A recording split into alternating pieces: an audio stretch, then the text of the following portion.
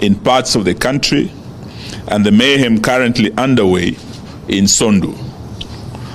While the latest eruption of insecurity at the border of Kisumu and Kericho County, where scores of people have been killed and many injured in Sondu, huge sections of the country are actually under siege. Al-Shabaab is having a field day, killing our people, including soldiers in Lamu and in far-flung areas like Wajir and Mandera. Insecurity also continues to rage in sections of the North Rift, causing significant pain and loss of life. Let's make no mistake, the violence and mayhem in Sondu is not an ordinary disagreement between villagers. Big names are behind this violence. They include leaders and politicians from neighboring counties and in the national government. We view these latest incidents in Sondu as part of a long, off and on history of violence instigated by politicians who have on numerous occasions incited the different communities against each other, and local leaders who have been implicated in these activities.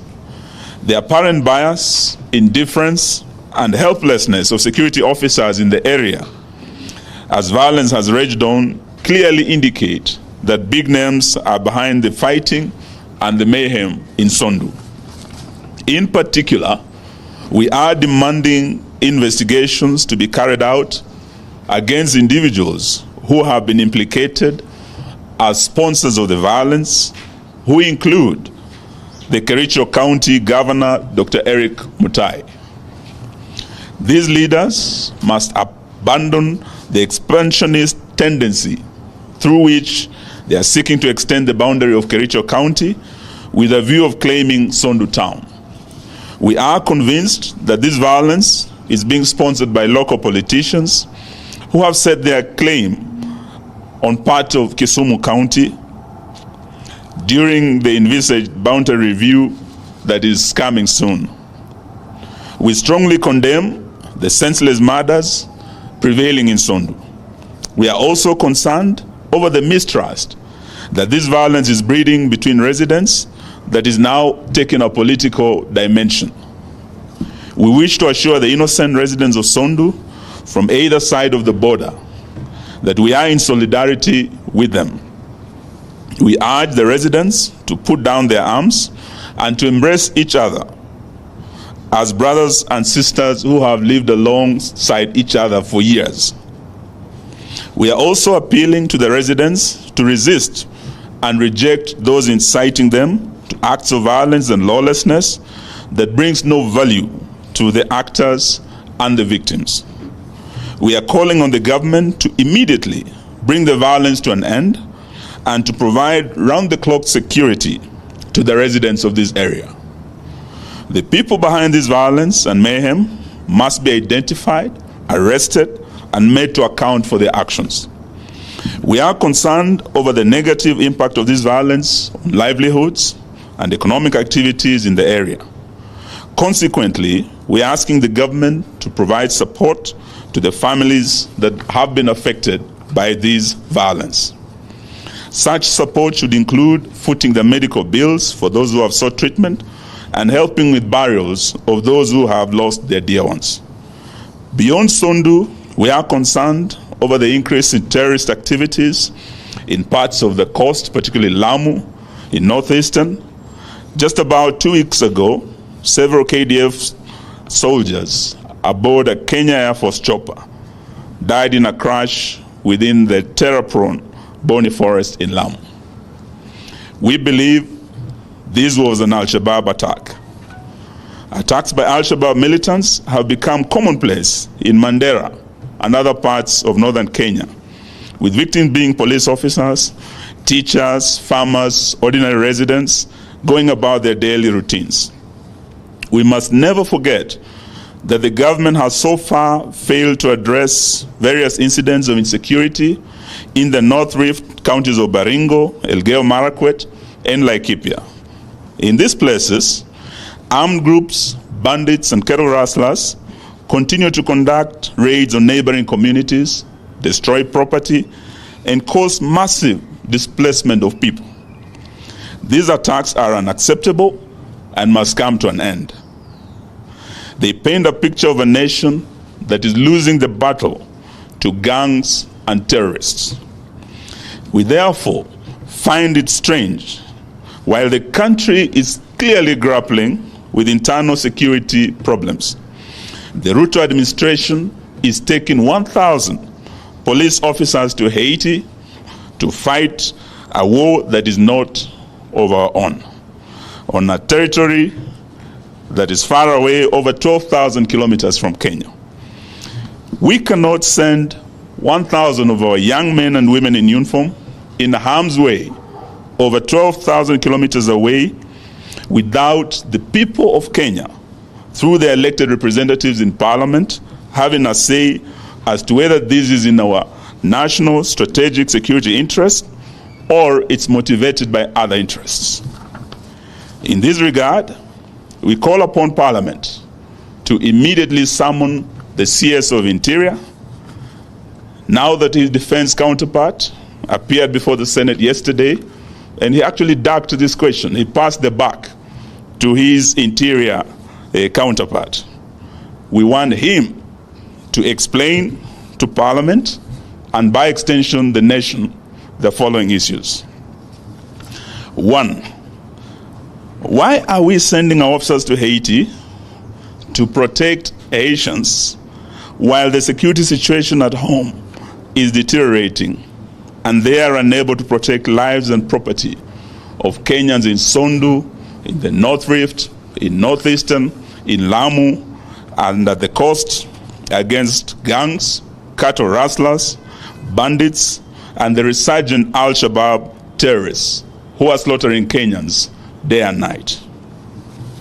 Two, why deploy our police while the issue of Kenyan police brutality, particularly in the recent anti-tax protests, which witnessed excessive use of force, killings, and gross violation of human rights, where 72 Kenyans lost their lives through police bullets and thousands were wounded, and the matter is still live before the National Dialogue Committee at Bomas, which was sanctioned by Parliament. Some matters are before our courts, and some matters are still being considered by the Police Reform Task Force. Three, won't this be tantamount to exporting police brutality and abuse of human rights to our black Haitian brothers and sisters who are also protesting the illegitimacy of their president, just the way Kenyans were protesting and were clobbered by the same police?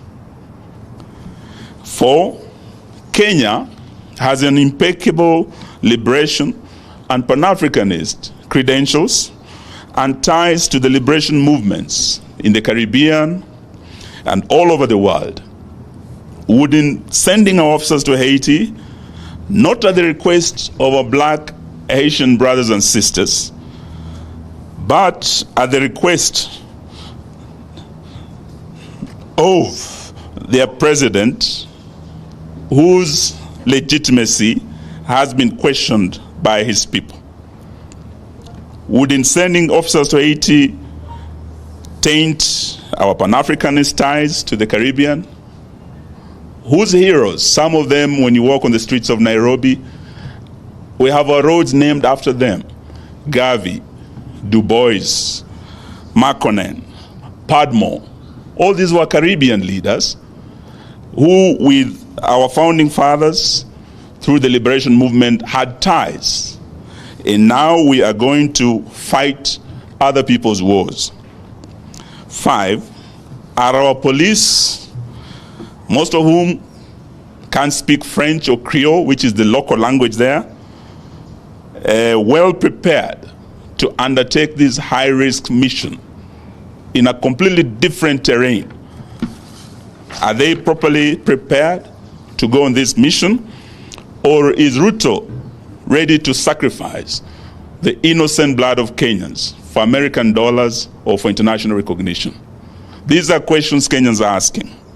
We are therefore urging that Ruto must stabilize and secure Kenya first before thinking of sending our security people to what clearly looks like a mission impossible in a faraway country with whom we didn't have diplomatic ties until recently. We call on Parliament to demand oversight on this matter with a view of protecting the young men and women in uniform who are about to be taken to Haiti for a war that is not ours, and at a time when we need them back home to take care of their fellow Kenyans. As a country, we are actually under-policed. As you know, the recommended UN ratio, citizen to police ratio, is 1 to 400. In Kenya, we don't have enough police officers. Our ratio is 1 to over 1,000. We have immediate neighbors to Haiti, like America, that has a surplus. We don't even have enough. So these are some of the issues we want the people's representatives to summon the CS and on behalf of the people of Kenya to question the Haiti deal. Thank you, ladies and gentlemen. Unless you have some questions. Yes. Yes, we can take some questions.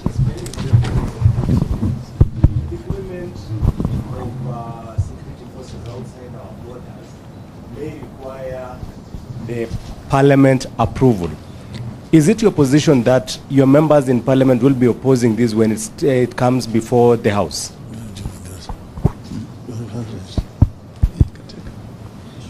Well, as you know, generally, deployment of forces outside the borders requires parliamentary approval. As you know, when I was the Prime Minister and we took a decision, the Cabinet, to send our forces to Somalia, I took a motion to Parliament and it was approved, debated and approved by Parliament. Now this is a similar case. We are sending out our troops or forces outside our borders. It must be approved by Parliament. Just like the defense treaty that has been signed between our government and the government of the United States must also be taken to Parliament and approved.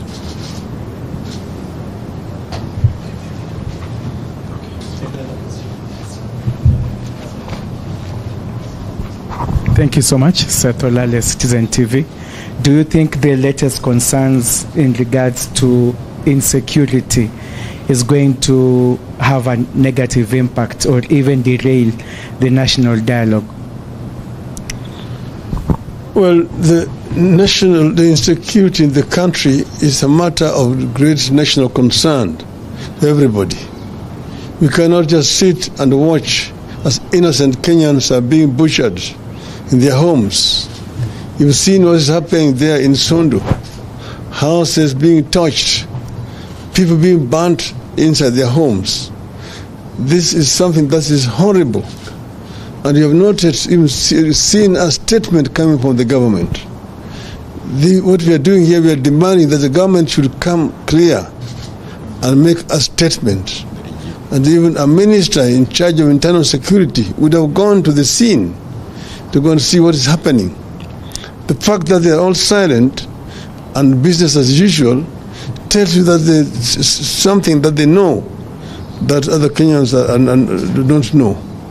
This is something that cannot be tolerated. The talks, of course, as you know, have now reached another stage where they are going to now be debating the material that they have before them. So we don't want those talks to be affected by what is happening. But what we are doing is we are calling the government to action. The government is asleep, but Kenya is burning, and this is not right. I think we are done. Thank you very much for your time. We're sending statements to you shortly. Thank you.